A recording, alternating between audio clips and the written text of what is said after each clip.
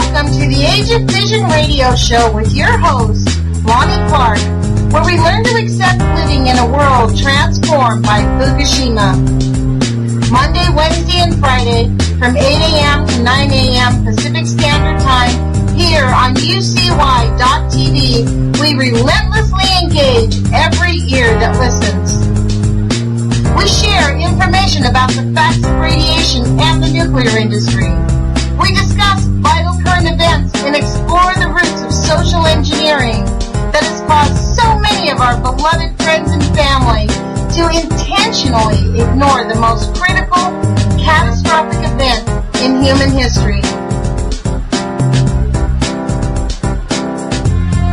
We interview activists who do the hard work to discover the truth and get the word out. We dispose the NRC's daily nuclear alerts and take phone calls from our listeners in an effort to fully engage on all topics that are changing our world. We explore exactly how radiation affects our bodies and minds to dissipate your fears and face the truth. We remind our listeners that happiness is resistance. Love is greater than fear. We share information on how to take your life back from the systems intent on enslaving our bodies, minds, and souls.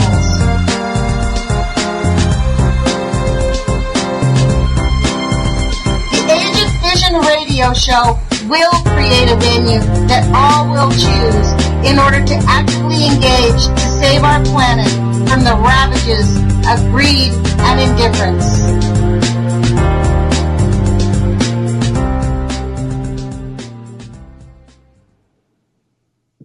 Good morning, UCY.tv radio listeners. This is Lonnie Clark on Friday, September 11th, 2015. As you know, Fridays are our call-in Friday days where the listeners of this show can call in and engage me on any topic that you want or anything that we've talked about.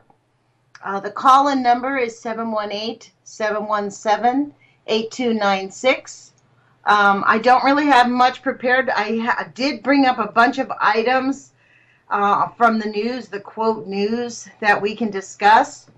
I also made contact with a couple of people. You know, one of the things that's really bugged those of us who just found out that the nuclear industry has been super screwing the pooch here is the people who have been actively engaged in the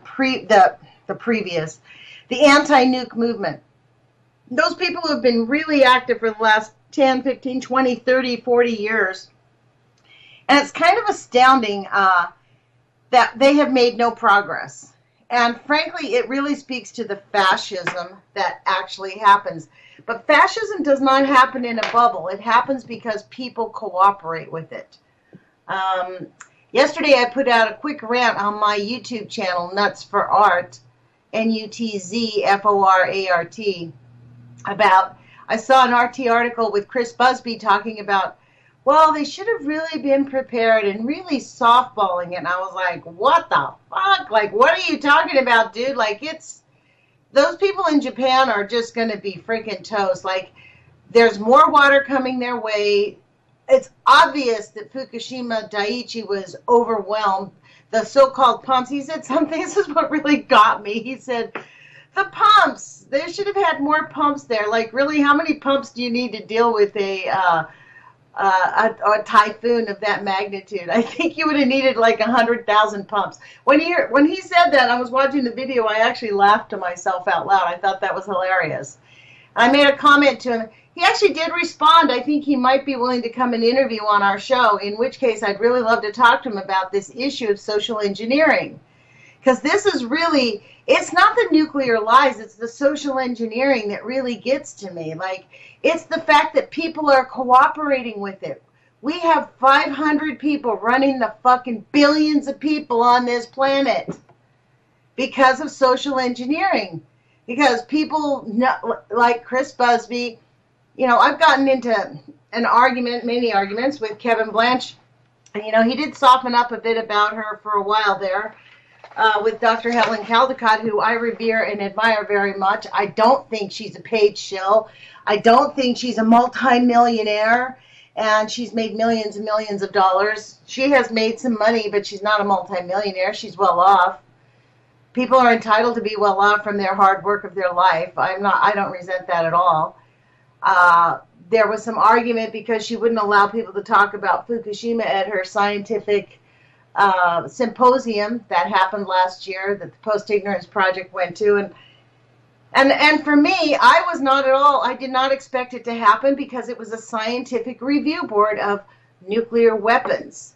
It had nothing to do with Fukushima, and for her to allow those types of questions would have been kind of hitting her guests over the back of the head. You know, they come to these things prepared specifically to talk about one thing, and you can't bring in a group of scientists and ask them to discuss something else. Ackerman and Blanche both completely disagreed with me and felt like it was the urgent issue. And yes, it is. I mean, I could argue that this symposium should not have been about nuclear war. It should have been about Fukushima. And in fact, I would argue that we need these scientists who are too afraid to speak up on television and on the radio, on mainstream media, to actually start conducting their own scientific studies. Like, have people come out, create scientific symposiums, invite the scientists now.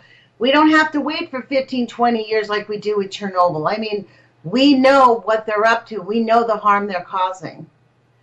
So I see that we're 6 minutes in. I'm going to give you the number again. It's 718-717-8296. And, you know, call-in Fridays are kind of an interesting day because I don't really, on Mondays, I actually read the nuclear alerts. I make an effort to find information on social engineering. But I would say this, the nuclear alerts take up a lot of time on the Monday shows because we read a week of nuclear alerts that come right off the NRC website, which you can go to yourself, nrc.gov. And in fact, I would encourage you to go to nrc.gov. Put your 2 bits in. We need your voice to be heard. We do not need the NRC to go from the to the hormesis model, threshold model, which means they can basically stop testing for radiation and start, allowing nuclear pollution to happen without even counting it. The linear no threshold model actually measures radiation based on, frankly, a false, like just some made up, picked out of the air threshold that says there's a low dose of radiation that's relatively harmless, which, as we know, we have a cancer epidemic on the planet. It is not harmless. The cancer epidemic is directly caused by nuclear pollution, as well as other pollutants and technology pollutions that they've just allowed to run rampant. And basically, I call them earth murderers. That's what they are, the earth murderers. They have no regard. They have opted for ecocide. They have no regard for human life. In fact, the NRC this week canceled a study to determine the risk of cancer near nuclear power plants. It's $8 million. That is literally a drop in the bucket on their budget. $8 million. Hold on just one second. We have a caller who's calling in here. Let me see if I can add you in without cutting off the rest of everybody else. Good morning. You're on the Age of Fission radio show with Lonnie Clark. Hey, Lonnie. This is Vince. How are you? Hi, Vince. Thanks for calling in. You bet. I'm glad to be able to call in. This, of course, is anniversary of the 9/11 attacks in New York, and the topic that you bring to hand on the Age of Fission, so many important topics that so many engage, whether it be publicly over the airwaves and social media. So many times, I think the most important topics of the day are dismissed by the dialectic of the day,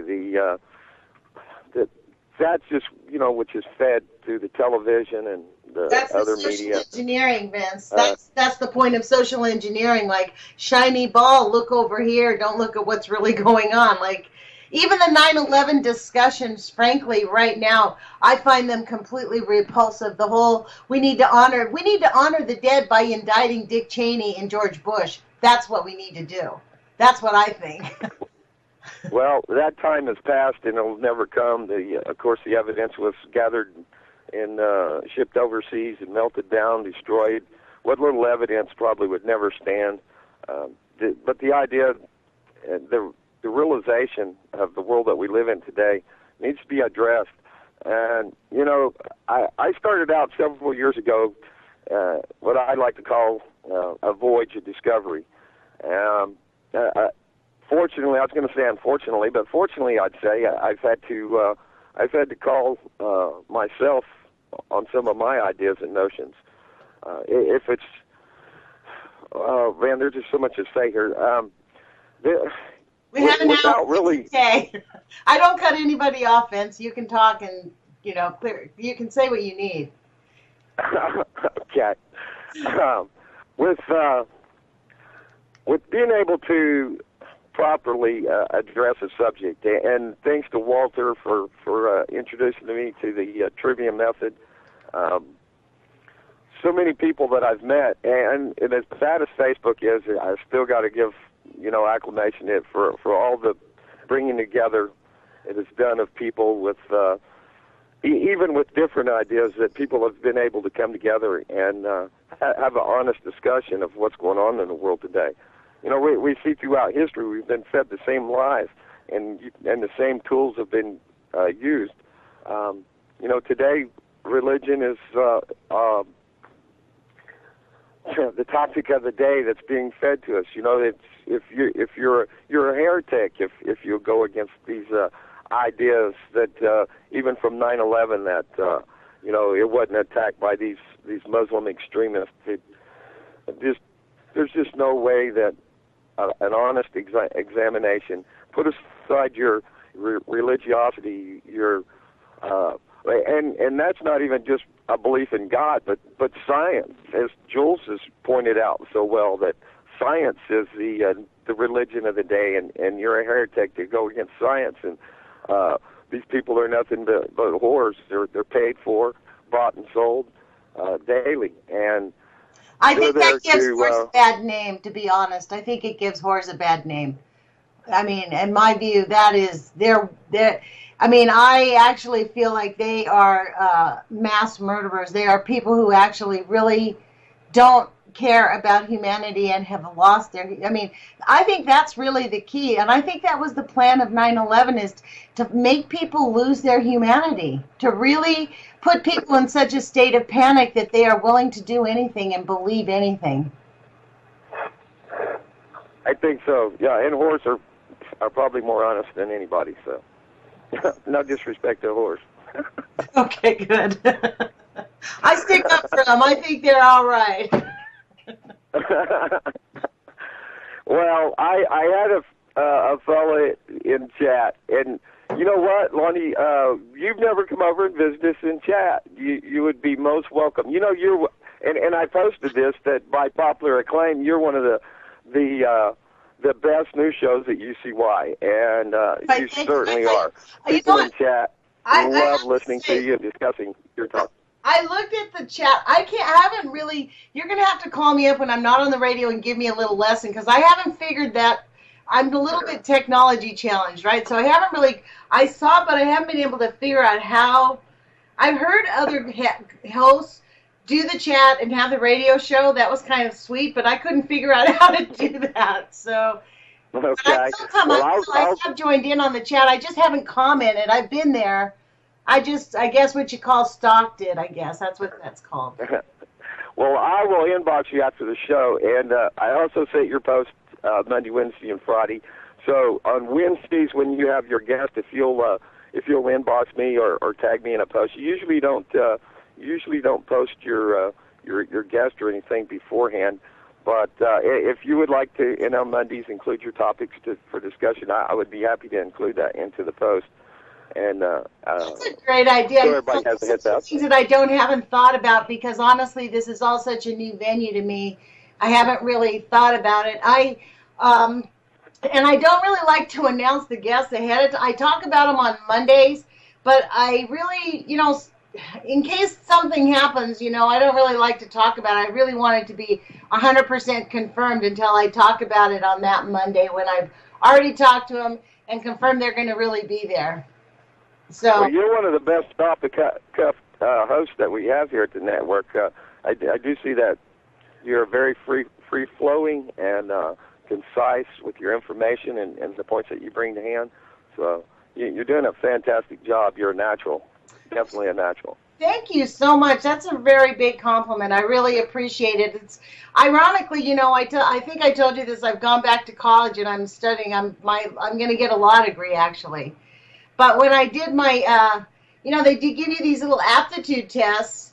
The two things that they said in the aptitude test was that I had an interest in. I could be a lawyer or I could be a radio show host, which was kind of interesting because I have a lot to say, so maybe that's why they said that.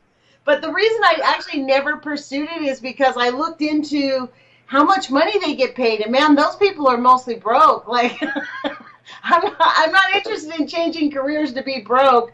I'm not out for money, but I certainly don't want to take a pay cut. So. Well, you know what? I all that I do not do for any commerce. And if anybody ever wanted to make a donation, there's certainly a real good place at UCY homepage where you can find it across the top right below the banner. The UCY.TV, the home. So this is the thing here. This is an interesting point about earning money and how we charge for money because, my real business is I help people with tax problems. And that's a business where taxpayers get gouged. I've actually had 3 attorneys call me up and yell at me because my fees are too low. Because I don't charge an hour. I don't charge people by the minute. And I give away a lot of free. If you called me up and owed less than $10,000, for example, I'll tell you what to do for free. I'm not going to take your money because it's just so. This is the interesting thing. It is about ethics, and I think that's one of the issues in our country that is sorely lacking. We don't have good role models, and the reason we don't have good role models is they don't have very strong ethics. And I'm not talking religious ethics. I'm talking what's right and what's wrong. Your conscience, like Thomas Ackerman says. And I really firmly believe that every one of us are placed on this planet to be of service to each other, to the planet. And if you move from that place, you never have to worry about money. And you really can, things always, and it has for me since I've sort of understood this. I did, to be honest, I've had a long journey in my life. I grew up in a very terrible situation as a child. I'm what I like to say a thriver of child abuse, not a survivor. And I was on this journey of self-help. When I had my children, I recognized that I was just not prepared, and I decided to become my own best parent. And I studied all these self-help books and changed my attitude, changed my mind, and changed my life. And I encourage people, this is how I can face the Age of Fission. People say to me, well, aren't you depressed that you have to think about this radiation all the time? And for me, I feel empowered admitting it. I feel empowered noticing the trees dying. And there isn't anything we're going to do to stop the big picture, but we have short lives, maybe 100 years. And in that 100 years that we now have, we are going to be faced with a bunch of physical calamities because of the radiation. There's no getting out of it. So I feel empowered knowing about it and understanding that there are nutritional things that you can do to help yourself. Life isn't just, we're not all just baked toast. You know what I mean? Yes. And I retired my program a year ago last August. It was called What Matters Worldwide. And depending on inflection, it's both. It's both what matters and what matters. So if you catch the inflection, we're talking about issues and topics, ideas and notions. Those are the what of the matters. And what matters, of course, I boil down to a word I've borrowed from the Maori in New Zealand, and it's roha nui, which means big love. In my relationship to man and to my idea of God, I set that first and foremost. What's the word? It doesn't matter our differences, but either ideology in the world or religion. But when you take out all the bull out of it and you break it down to what is essentially true, and that is that big love, and how where we find our commonality. And I said long ago, and a friend I went to school with, I had said this, strength through our diversity, and a lot of times we find this, no matter what religion, Christianity, Islam, whatever. The dialectic is so strong in people that their idea of what's true is set and given to them basically from the pulpit. And if a person was to take away all the crap that comes along with all these words and ideas and notions and boil it down, and there's an obvious. Now, I'm not going to go to the philosophical argument of, what is truth, because to me, I think truth is self-evident as far as what actually is in this world, and even possibly beyond, if you're into the idea that there is an afterlife. Excuse me, personally, I think when you're dead, and there's a chance for after a judgment of redemption. So what you do in this world matters. Evil has its place as I think for man to judge. Is this the way to go? And personally, I feel like I stand in judgment of God myself. Well, this is the thing, it does matter. And what really, the interesting thing, whether there's an afterlife or not, or reincarnation or not, what matters is how we treat each other. I mean, honestly, my dad, who's still alive, was quite horrible. But he was acting out. I mean, you have to forgive your parents when they are, it's an important process of forgiveness so that we can move forward and get healthy ourselves. That's the first tenet of forgiveness, is if you stay stuck, you're not going to have a healthy life. But the reality is what matters is how we treat each other right now, because the right now, here and now is all that we have. And I really believe our spirit, the thing that makes us human beings and the thing that carries our spirit forward, the sense of who we are as a human being. When you point to yourself, you point to your heart, not your head. If you ask someone to say, point to yourself, they go right to their chest, right? That's where your heart is. Right. And so, but that's the thing that matters. And I believe that we are all tied like little links together, and we can't unbreak that chain. And so it's super important for us to remember, I really believe that love is greater than fear. And so when we act in love, we can walk past anything that we fear when you're walking in love. And this is how children can forgive their parents, because we love them more than we were afraid of them. And it's a really interesting process. I'd like to ask you the name of that word again, that you said, great love. That was a fascinating word. Big love, yeah. It's Maori language. They're native from New Zealand, and it's called, the word is pronounced, if I'm pronouncing it right. Jeff Westerson on the brink could for sure tell us the proper pronunciation, but it's called Rohanui. Arohanui. How cute is that? Well, see, Carolyn Meese, there's a book I read a long while ago that genuinely helped me move along in my path called Carolyn Meese's MYSS. She wrote a book called Sacred Contracts, and she's a spiritual intuitive who studied all the world's religion and recognized that every single religion has the same basic sacraments, the processes that we go through. And her theory is that we come into this world with contracts, that we've made agreements with our spirit selves that we're here to be on this path.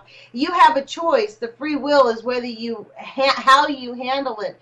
But the sacraments and the thing about, the birth, the baptism, the marriage, all of that, all the religions have the same basic thing. Even the archetypes of being betrayed and being heartbroken and being in love, all these things are processes these are gifts that human beings get to go through.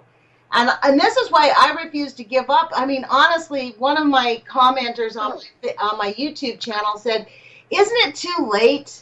Isn't it just too late? Aren't we the world is going to be a horrible place. And frankly, it's going to change, but, I really am the eternal optimist. I really believe that humans will thrive. We will get past this. The time of Caligula did not last for very long. And that's where we're at. We really are in the dark ages again. 9/11 did kick us into the dark ages pretty quickly, and people just closed their own blinders and put the shutters on themselves. We didn't need the Spanish Inquisition. People just did it themselves. I mean, look at the anxiety and fear of helping the Syrians and these people that are refugees. They're so afraid of, quote, terrorists that they don't want people coming over here. You know, our bombs are causing them to flee. It's a complete manipulation. The whole thing is just a complete mind fuck, in my view. You know, it's just I think it's up to us to raise our levels of education and raise our levels of humanity. That's when we need to dig in our heels and be more loving and more compassionate. Because really, when we love bigger and we allow ourselves to really love, we can get past those dark days. This is definitely an age of decision, and we are at a tipping point.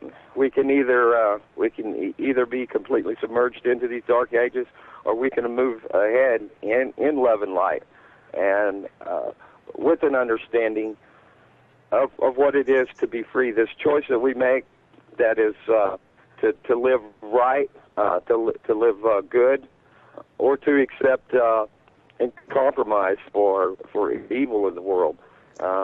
Well, that's what you've been doing. It's vastly approaching a point where, you know, we're going to either tip this world right side up, or we're going to plunge. A lot of people are waiting for Jesus to come back to save the world. Well, when Jesus comes back, in my opinion, that's the end of the world. I mean, that's, you know, just using words that are commonly used, but that's just it's the end of the world. It's time's up. We're either going to destroy ourselves, and to use that excuse, you know, it's all part of God's plan. There's nothing I can do about it. That's a cop out. There's something that you can do every day to make the world a better place, even if it's just a smile. Well, and I shout out to Dan in Tennessee. He calls me Smiley. He's a former host here at UCY.TV. He and I met out in Vegas while I was out there, and a good guy.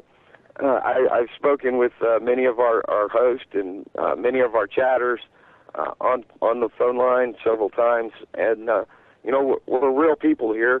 Some people prefer anonymity, and that's okay too.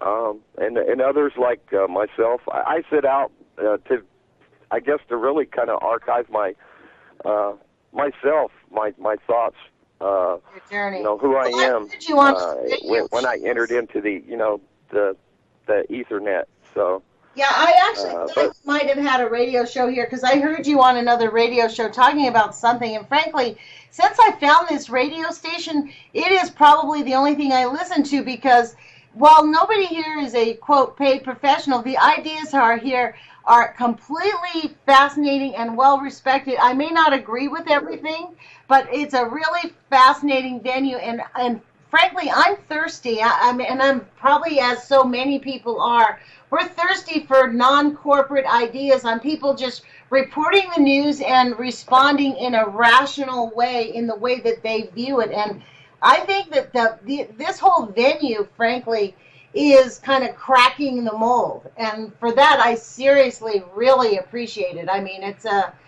really unique little thing. And I actually haven't really ventured into the whole internet thing a whole bunch and looked for other radio stations and things like that, just because, you know, we're time poor. It's if you're working, I work and go to school, so my time is up, and my time to be able to work and listen to the radio is limited. But I think it's very important, because the movers and shakers are moving towards getting off of being told what to do by General Electric, really, essentially. Like, I had I've talked to Chris Busby yesterday through the Facebook and made a mention to him about coming on the radio show, because he made a comment that his comment about the Fukushima floods, that, you know, why didn't they have more pumps? I was like, I actually put a video up that made me laugh, right? So, but he said to me, well, you don't want to sound shrill on the TV, or you sound like a lunatic. So you have to, like, completely softball it. If you were to say, of course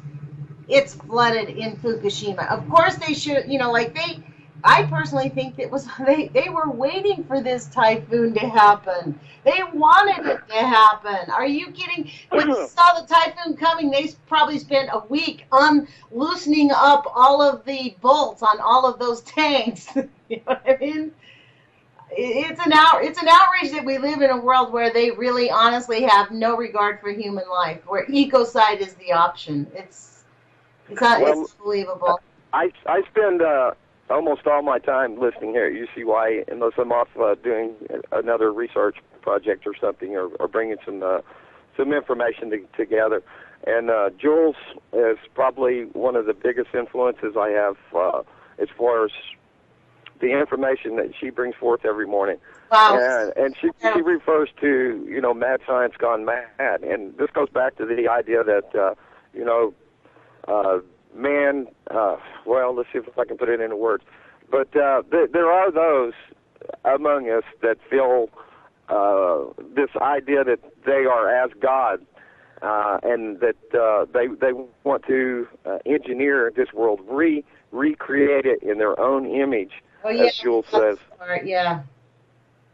And so there is, it goes back to this idea: is man basically good, or is he basically bad? Is there a propensity to sin, or what is sin? Is the I don't know. I got my hands smacked 60 times by a nun when I told her I didn't believe in sin. I thought that was a bad concept.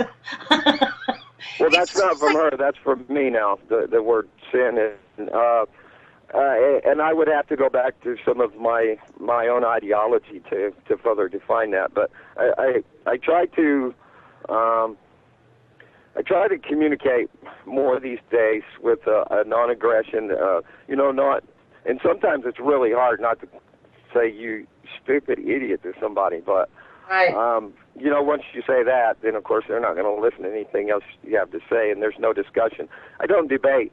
I like to think that there's some people that with opposing views that are willing to have an honest discussion by asking questions. I had said when I was on with Global Skywatch that I was trying to say I can answer any question about the idea that geoengineering is going on above us, and I can go outside any day and see the results of that.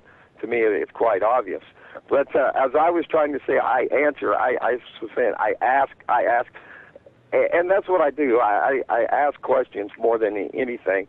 But by asking questions, I think answers sometimes come, and those answers. And I posted this over to you. It's amazing how much of an influence that you're having, and you've only been on, I guess, about 3 months now, right? I tell you, it's only been about a month. It's really. I know. It's been a little while. You've been here, and you've done a great job. But so I said that because is not an answer, but the beginning of a question or questions, and these questions and these answers. Let's see, the beginning of an answer. Let me try it again.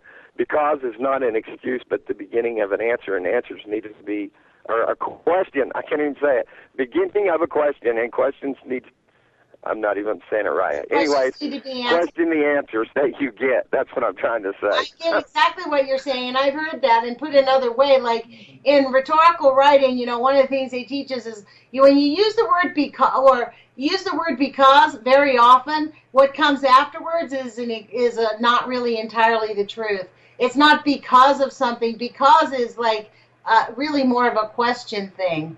Because really, when the issue is when we're talking and what we're doing when you're having this discussion is we're trying to come to peace. Humans love peace. We want peace more than anything else, which is why we're willing to let 500 people destroy the fucking planet. If most of us had, if humans really were as aggressive as they really say, this is the interesting dichotomy between these people that are scared of all these new immigrants. I mean, you can pick your target of who's the new enemy. It doesn't really matter. The immigrants, the people from South America, the people from Syria, the military. It doesn't really matter who the enemy is, but the whole idea is it's all a matter of exacerbating our anxiety and fear.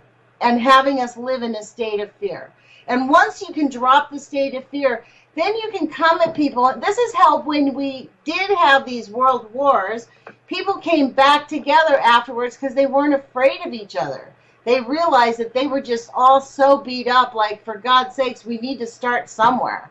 And we're kind of getting to that point again, I think, on the planet where we're realizing this climate change, the global engineering thing is just hilariously, like, the silence on it is deafening. Like, when I first moved to Eugene, Oregon 10 years ago, it was kind of hilarious. I grew up in LA, so I had never really seen the chemtrails because there's too much smog. So when I came here, like, wow, there's all these lines in the sky. I called the police department and said, do you guys see all these lines? And they're like, well, what are you talking about? I'm like, ma'am, do you have a window by your head? She's like, yes. I said, don't you see all those lines? She's like, oh, those are from airplanes. I'm like, you can't have airplanes going 10 lines in a row. It was so unbelievable. She's like, well, if you have a problem with the air, you should call the airport. So I did call the airport, and the airport said, there's no lines in the sky. I have no idea what you're talking about. That's when I knew we were screwed. I did have a panel of supposed debunkers on one time. They didn't do a very good job of presenting any evidence to the fact that it's not going on. And basically what it came down to was chemtrails or contrails. Now, they've shown examples of photographs over the decades of what is now, I guess, in mainstream science referred to as persistent contrails. They were never a norm. They were the exception. Just because you can show a picture of something does not prove a fact.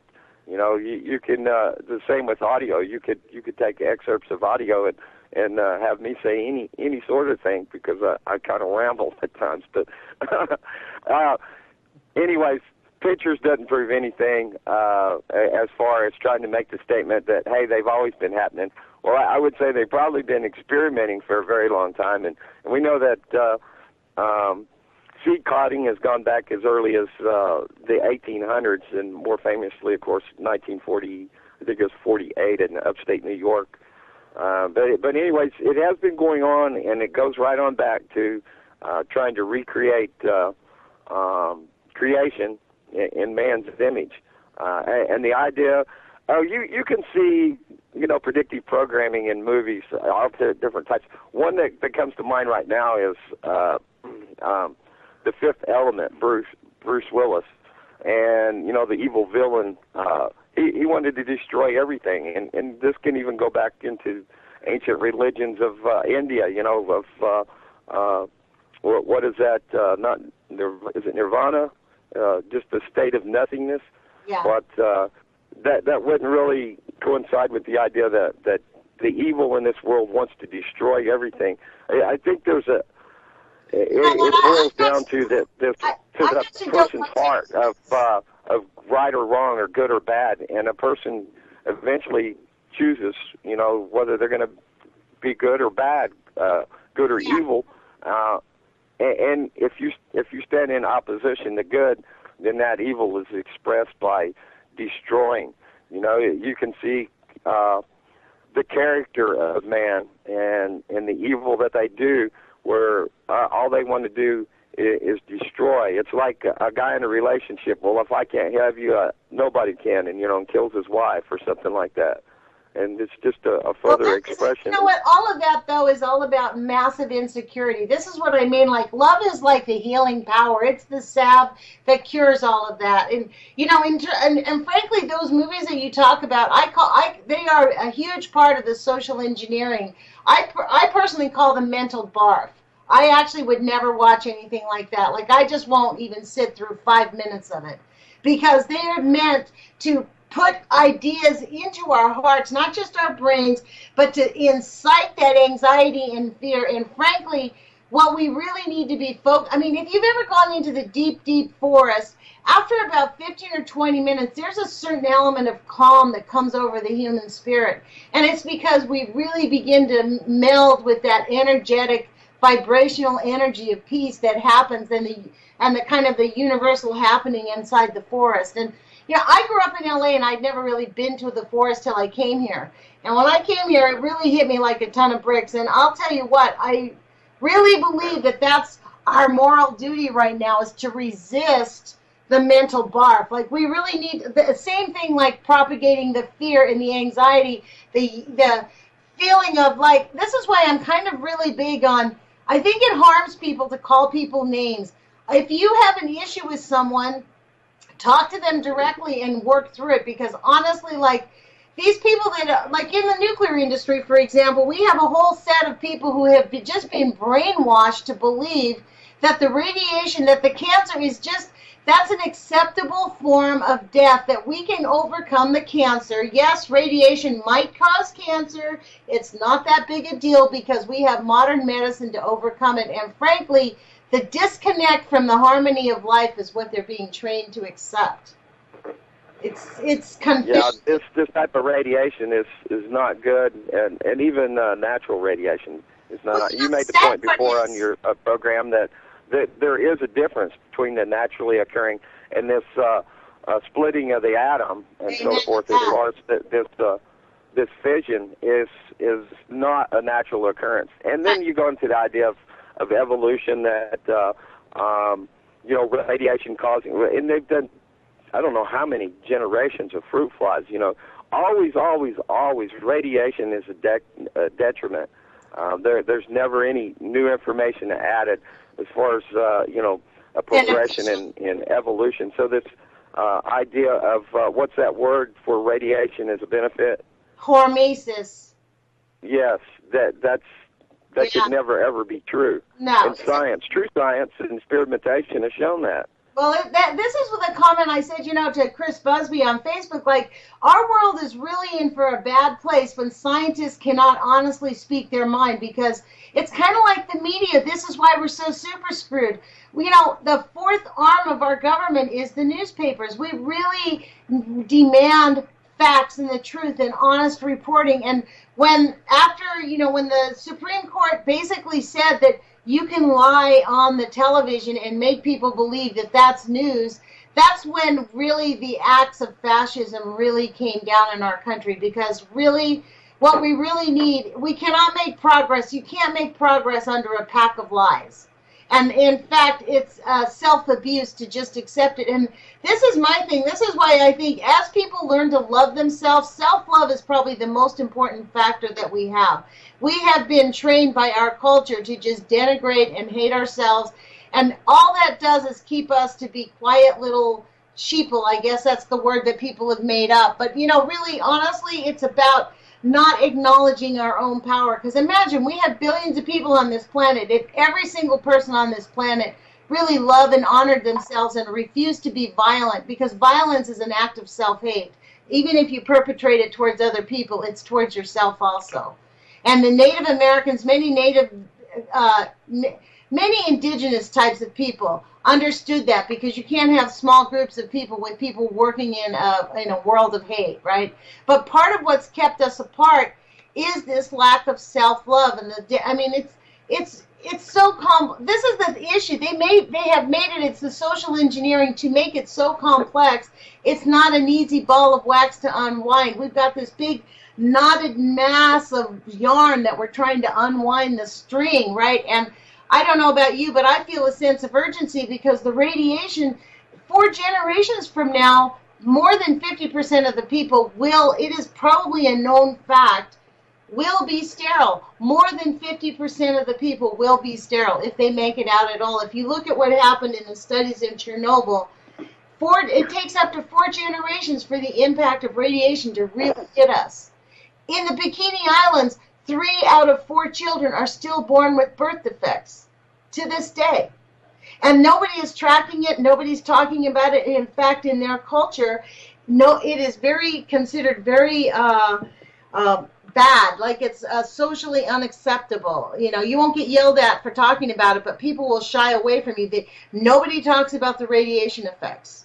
And that's kind of where we're headed for in this little country of ours that we have. And I hope that we are able to break through that mold and give people the courage to actually embrace their lives and really enjoy what we do have of it, because we have allowed huge disasters to be perpetrated upon us that we can't just fix in an instant. It's not going to be a quick fix, folks.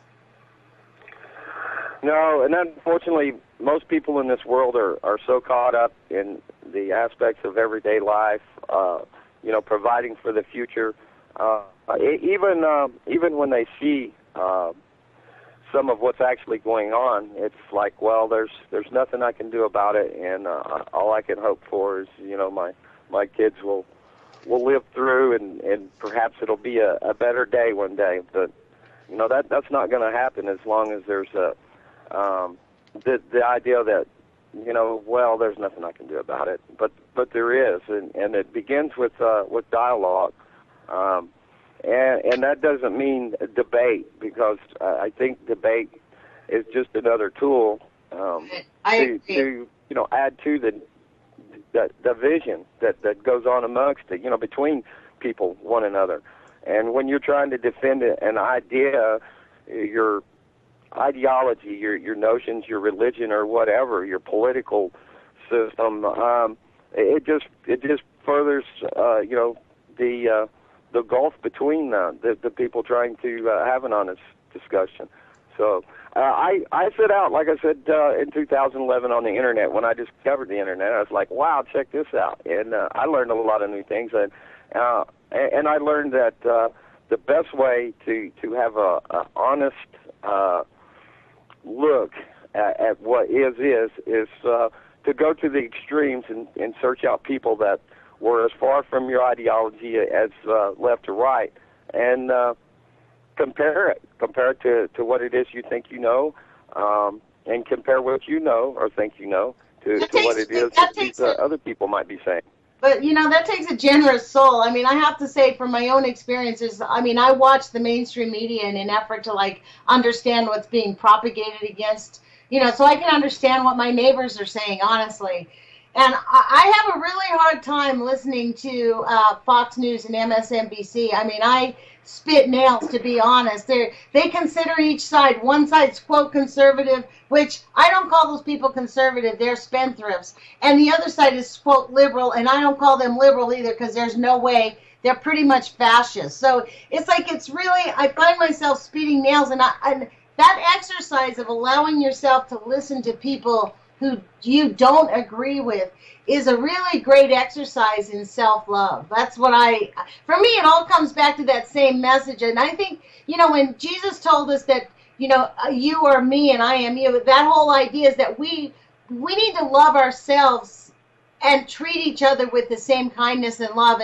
And honestly, there's a lot of freedom in all of that. And this is how people get through these horrendous events that happen, just natural events. Like those poor people in Japan right now, not only are they being flooded out, but they are being incredibly radiated. And the radiation that is flooding those streets is off the charts. And in 2 to 3 years, we're going to see their death tolls really, really rise because of it, because many more people have been exposed than were exposed 2 weeks ago at in much more higher intensive levels, especially because they were in the water. And the one thing about radiation is you want to keep it out of your body. So it had to have gotten in their ears, their nose, the mist, everything's in their lungs. It's a sad state. And I like to frame it like this. We have the honor of living through this time of the collapse, where those of us who are paying attention get to be the people who rise up from the ashes, because some people will survive. I really believe we're going to see massive deaths, but people will survive. Yeah, that's very unfortunate. The main ones that are going to be survived are those ones that are perpetrating these events upon us. That's what they think. They've got the means and resources and burying themselves with supplies and bunkers and so forth. So the idea that there's a lot of people that want to see revolution and think that that's the answer, and unfortunately they have no idea of history, because it's always the ones that perpetrate this that rise to the top. So what our only hope is to prevent that from occurring, and And Well, and I don't like to use this word awakening, but that's what we need is a mass awakening. See, I really believe that those people that are perpetrating this, the one thing they didn't count on is they can't protect themselves from the effects of radiation because we don't have the science to do it. And they are a weaker type of people, and I don't believe that they will actually thrive the way that they can dig underground, but I don't think they'll be able to survive. I think the people that are going to survive are the ones that are committed to love, committed to the higher spirit, committed to the higher ethics, and of doing service to each other. Because those of us out here who will be left above ground to manage it as we see fit, those people that can really, our love will give us the courage to walk through the challenges that we're going to face. And I really believe that we're going to be the ones that will help recreate the human race and the whole big picture of it all, if there's any humans left at all in 100 years. I mean, I really do feel this is a catastrophic event. I genuinely do. Yes, I do too. And I think these people have the idea that they can, again, recreate fashion life in their own image and their idea, that is. And with the, blending man and machine and computer, they feel like this is an evolutionary step that should be taken, and of course most people would resist that. I think most people do resist that. That's actually a true statement. But this is the interesting thing about the human spirit. Like, this is why I like to read this book from Lao Tzu, because it was written 600 years before Christ, right? And we have plenty of evidence that there have been other civilizations that look like they actually did have nuclear technology. So I kind of adhere to the idea that we probably have been through this routine before, and we had very few humans, and we have scratched our way back. And I'm hoping that this new version of humanity will come to the place where we would not even. I've had this sort of vision where we come back to the point where we will be like other creatures on this planet, where when we get into conflicts, we will not go conflicts to kill. Humans are the only animals that have conflicts to kill. Intentional killing is not something you see in other species, just for sheer game of it, like we do here. And I think that our species is in a process of evolution, because for life to sustain itself on this planet, humans have got to stop killing. Period. That's just the way it is. We can't keep doing this, creating the nuclear war. At some point, it's going to disrupt the whole apple cart. And I really believe we've come to this pinnacle where maybe that's egocentric, thinking that we're going to survive, but I want to believe that. So, I don't know. Right. And I think that education is a really huge factor. I did not start school till I was 57 because I didn't want the student loan debt. The only reason I went back to school because I was feeling so oppressed by being in a really intense. My business is really emotionally intense when you help people with severe tax problems all the time. And I wanted out of that. And I found a lot of freedom in school, and the education is the thing that I think that we have the gift of education. Other creatures don't have a gift of education, and humans do. And I really believe that once we embrace it, then we can move beyond and grow spiritually. And however you want to define the Godhead or God, I really believe that we have been gifted in a way certain elements as being creatures that really are unique to the universe, and I genuinely believe that we will survive this time and we'll come out a better species. I don't think we're going to devolve into the Terminator 3, for example. I reject that meme. I mean, their idea of what they want to do to us is not my idea of what we want for the future, and I refuse to accept their meme of life. So, well, all we can do is keep on keeping on, and we are in a fight for our lives. We literally are in the fight. We are. Not only for humanity, but for this world, right. And for against the evils that intend destruction. Utter destruction upon all living things. That's right. Ecocide. That's what it's called, ecocide. They want to kill everything on the planet. It's not just genocide, it's ecocide. They have no regard for life. And really, I really believe that, I'm reading a new book on my YouTube channel, Poison Power, and that's what they're talking about. If we don't turn away from nuclear power, we're headed towards ecocide. I think they've opted towards ecocide, which is why they don't care what gets polluted anymore. The Gulf Stream, the Gulf Stream is still spewing out oil.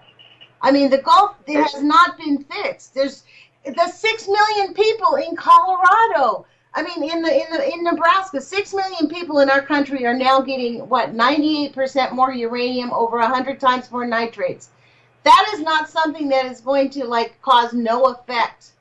I mean, and it's not just Fukushima. We've got reactor leaks all across the world that add to this radiation.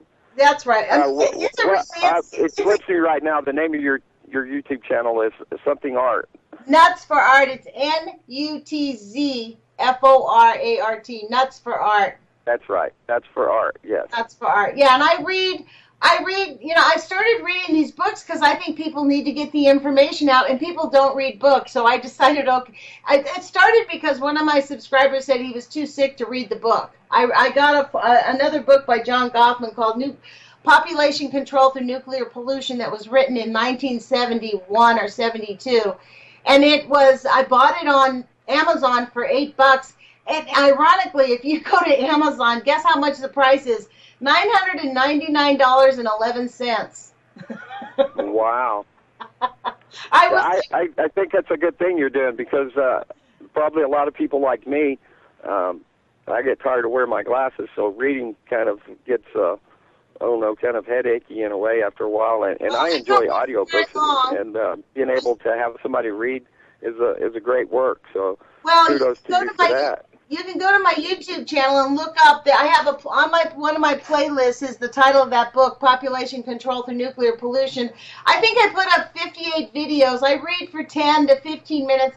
I don't like to read more than 15 minutes. It gets super boring to listen to someone else read, especially since I'm not like a professional reader. And I make my comments throughout some of this stuff, I'm like, what the fuck? Like, who are these monsters? I mean, I'm reading it for the first time as I read it, on the channel. So it's been an interesting experience, and I decided to look for another John Goffman book, and I found The Poison Power. I think I'm going to continue with this because this information needs to be hammered home, because the NRC right now is saying, oh, we don't have the studies that prove that cancer causes radiation. Radiation causes cancer. Well, that's a complete lie. As everything that comes out of the NRC, it is a complete lie. We have plenty of studies that shows that cancer is directly caused by man-made radiation. So, I don't know.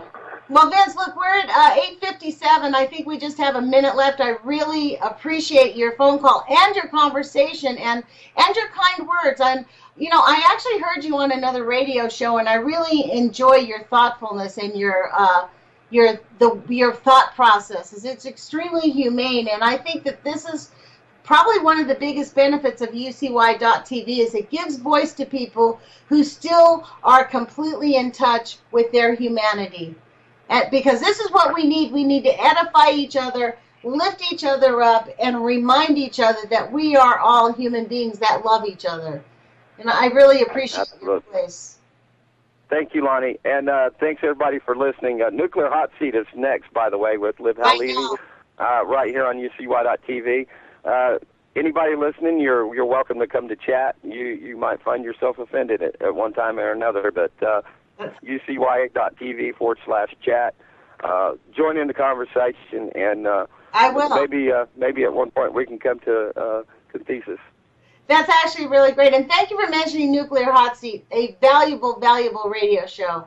And thank you, everybody, for listening to us today. We'll see you guys next week. And Aloha nui.